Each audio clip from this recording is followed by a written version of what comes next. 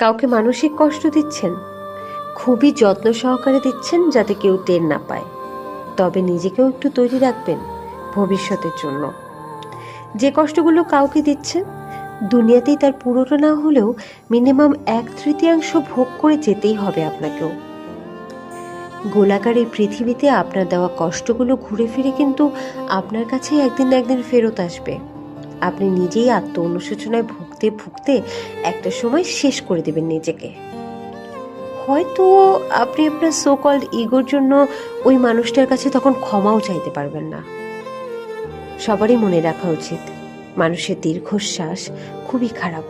সামনে এগোতে গেলে শিকলের মতো পা জড়িয়ে টেনে ধরে। ভালো থাকুক চারপাশের মানুষগুলো, ভালোবাসার, ঘৃণার, কাছের, দূরের সবাই ভালো থাকুক।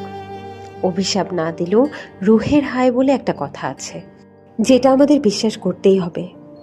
প্রকৃতি কিছুই ভুলে না, সময়ের ব্যবধান মাত্র। কেউ নিজে দোষ করে উল্টো আপনাকে অপবাদ দিচ্ছে, নিজের দুর্বলতা প্রকাশ পাওয়ার ভয়ে আপনার অর্জনকে ছোট করে দেখালো, আপনার শ্রম সফলতার স্বীকৃতি না দিয়ে নিজের ক্ষমতার অপব্যবহার করলো, সত্য গোপন করে আপনাকে বিপদে ফেললো, বাজে কথা বলে আপনার পথ চলাকে অবরুদ্ধ করলো, মিথ্যা বলে আপনার সম্মান নষ্ট করলো, ক্ষমতার দাপটে অন্যায়ভাবে কথার আঘাতে অপমানিত করেছে আপনাকে ঠকাচ্ছে, কথার বানে নিজের স্বার্থে আপনাকে করেছে ক্ষত বিক্ষত। করুক না,